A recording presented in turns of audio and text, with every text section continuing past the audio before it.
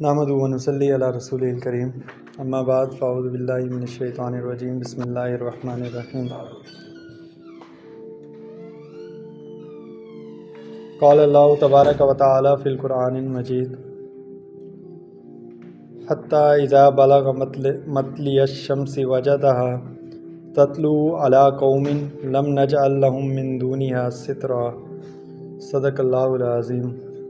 قال رسول اللہ صلی اللہ علیہ وسلم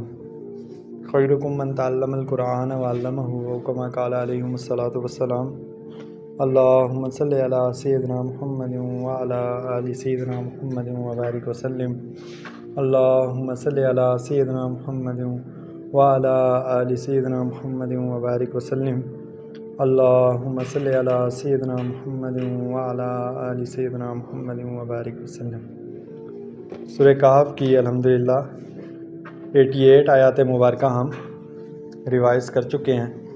آج کی آیات مبارکہ کے اندر اللہ رب العزت فرما رہے ہیں کہ ثم اتبع سببا، یعنی وہ اس کے بعد ایک اور راستے کے پیچھے چل پڑے، یعنی انہوں نے جو سفر کیا مغرب کا اور وہاں پر پہنچے جہاں پر سورج غروب ہو رہا تھا، اور وہ ایسے غروب ہو رہا تھا کہ جس طرح یہ سمندر ہوتا ہے، اور سمندر میں وہ ایسے لگ رہا تھا کہ جس طرح دلدل ہے اور بالکل ہی ریڈ ہوا ہے، اور وہاں پر ایسے لگ رہا تھا کہ دلدل میں سورج گر رہا ہے۔ تو وہاں پر ایک ایسی قوم پائی جو کیا تھی، کفار تھی۔ تو ان میں اللہ رب العزت نے فرمایا کہ آپ ان کے ساتھ جو معاملہ کرنا چاہیں کر لیں۔ تو حضرت ذوالقرنین نے فرمایا کہ جو ظلم کرے گا اس کے ساتھ اس کو سزا دی جائے گی، اور جو عمل نیک کرے گا اس کو کیا کیا جائے گا، اس کے ساتھ احسان کا معاملہ فرمایا جائے گا، اس کے لیے آسانی کی جائے گی۔ اس کے بعد اللہ رب العزت فرما رہے ہیں کہ ثم اتبع سببا، اس کے بعد وہ ایک اور راستے کے پیچھے چل پڑے، حتیٰ یہاں تک کہ اذا جب بالغا وہ پہنچا مطلع الشمس، جس طرح مغرب الشمس تھی اس طرح مطلع الشمس، مغرب الشمس سورج کے غروب ہونے کی جگہ اور مطلع الشمس طلوع ہونے کی جگہ، یعنی جب وہ پہنچا سورج کے طلوع ہونے کی جگہ وجدہا، تو اس نے پایا کس کو، سورج کو،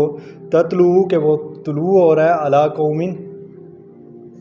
ایک قوم کے اوپر، لم نجعل لہم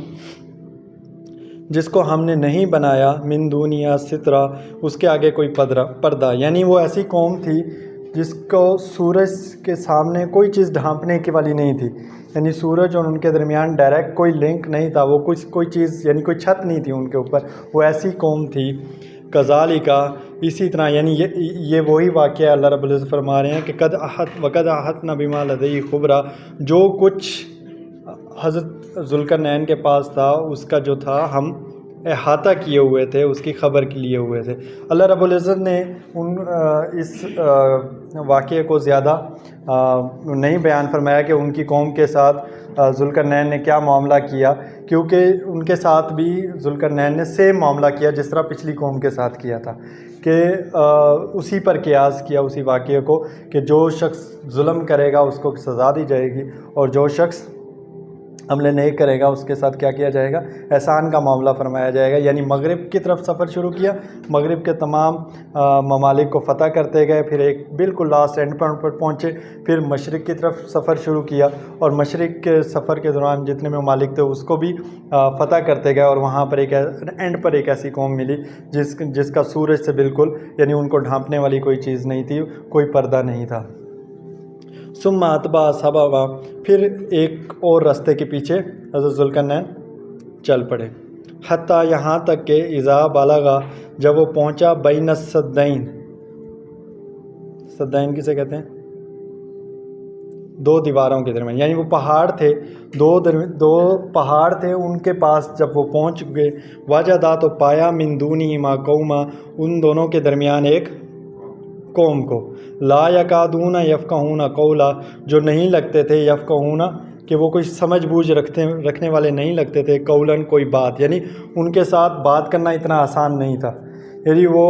کچھ سمجھ بوجھ والے نہیں رکھتے تھے، یعنی ان کے درمیان اور حضرت ذوالقرنین کے درمیان ایک ٹرانسلیٹر کی ضرورت تھی یا ایک ترجمان کی ضرورت تھی، اور وہ ایسا نہیں لگتا تھا کہ سامنے والے جو ہیں بالکل بات کو آسانی سے سمجھ سکیں۔ قالوا یا ذوالقرنین، پھر ان میں سے کسی ایک ترجمان نے کہا کہ یہ قالوا، انہوں نے کہا یا ذوالقرنین، اے ذوالقرنین، ان یاجوج و ماجوج، کہ بے شک جو یاجوج اور ماجوج ہیں، مفسدون فی الارض، وہ کیا ہیں؟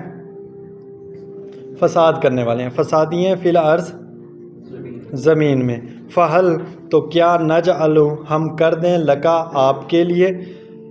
خرجن، کوئی مال، یعنی انہوں نے پیشکش کی کہ ہم آپ کو کچھ مال دے دیں، علی ان تجعل بیننا، تاکہ آپ ہمارے درمیان بنا دیں، و بینہم، اور ان کے درمیان، سدن،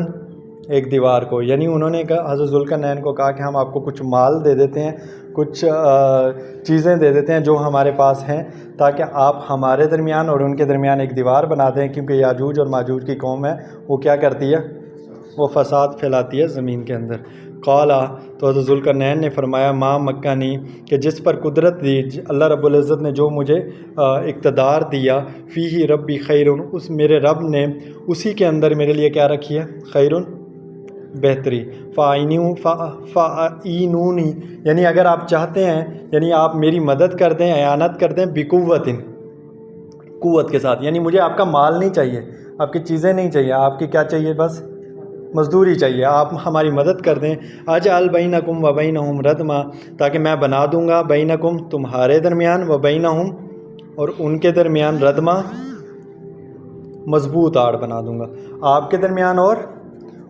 ان کے درمیان، یاجوج ماجوج کے درمیان ایک مضبوط آڑ بنا دوں گا، آپ بس قوت کے ساتھ، جو قوت، طاقت جو چاہیے، جو آپ کی مزدور جو چاہیے، اسی کے ساتھ بس ہیلپ کر دیں، آپ کی جو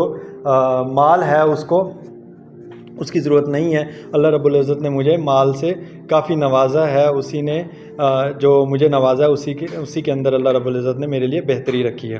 آتونی زبر الحدید، مجھے لا دو تم زبر الحدید، حدید کسے کہتے ہیں؟ لوہا، زبر الحدید، لوہے کے تختے لا دو، حتیٰ، یہاں تک کہ جب، اذا ساوا، جب وہ یعنی وہ لوہے کے تختے لا دیں اور اس کو رکھتے جائیں، اذا ساوا، جب وہ برابر ہو جائیں، بین الصدفین، دو پہاڑوں تک، یعنی بالکل ہموار ہو جائیں، پہاڑوں کی اونچائی تک، دو پہاڑوں تک، دونوں پہاڑوں تک پہنچ جائیں، قال انفخو، پھر اس کو کیا کرو؟ دھونکو، یعنی آگ سے، یعنی جب وہ اوپر پہنچ جائیں،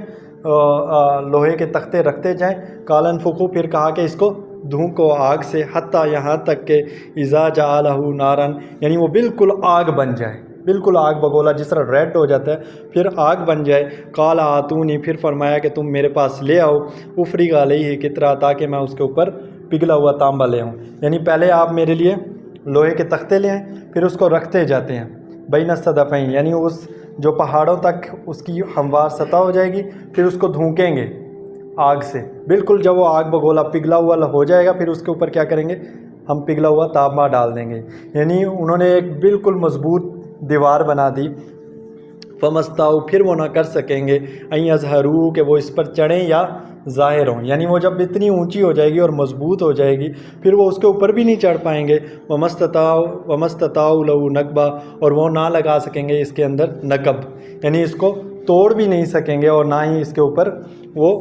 چڑھ سکیں گے، یعنی اتنی مضبوط دیوار بن جائے گی۔ قالا، فرمایا حضرت ذوالقرنین نے، ھذا رحمت من ربی، یہ جو ہے یہ میرے رب کی رحمت ہے، یعنی انسان کوئی بھی اگر کام کرتا ہے، کوئی بھی چیز انسان سے